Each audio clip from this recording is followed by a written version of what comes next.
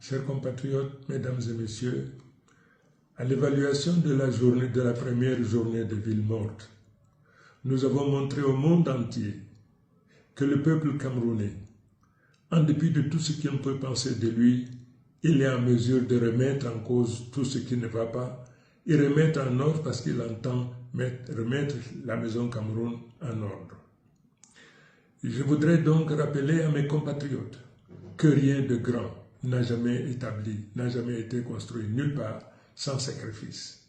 Je voudrais rappeler aux uns et aux autres que pèse sur notre conscience, individuellement comme collectivement, nous avons près d'une centaine de nos enfants qui sont tombés.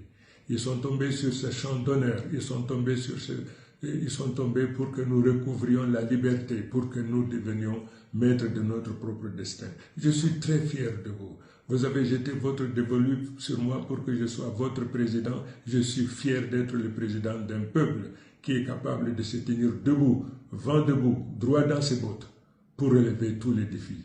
Ni l'intimidation, ni les arrestations ne peuvent avoir raison de notre détermination.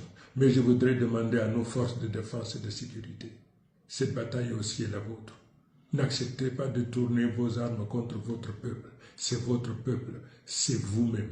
Vous connaissez autant que nos compatriotes, sinon plus que nos compatriotes, ce qui se passe. Qu'est-ce qui est aux commandes? Qu'est-ce qui gouverne? Quels sont ceux qui confisquent toutes les richesses dont la nature nous a pourvues? Vous le savez, vous, forces de défense et de sécurité. Tenez-vous du côté de votre peuple. Ce combat est un combat du peuple. Ce peuple n'abdiquera pas. Ce peuple se tiendra debout, quoi qu'il arrive, simplement parce que aucun peuple ne s'est libéré, jamais libéré, sans sacrifice.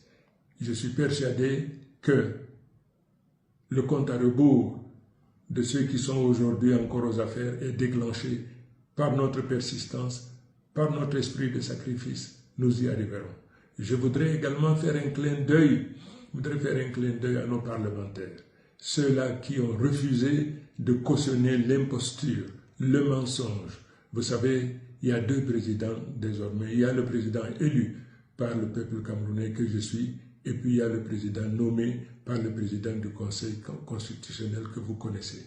Aujourd'hui que le peuple a pris son destin, il faudrait qu'il comprenne, quoi qu'il arrive, ils finiront par partir, parce que le peuple souverain qui a pris son destin fera tout pour qu'il en soit ainsi.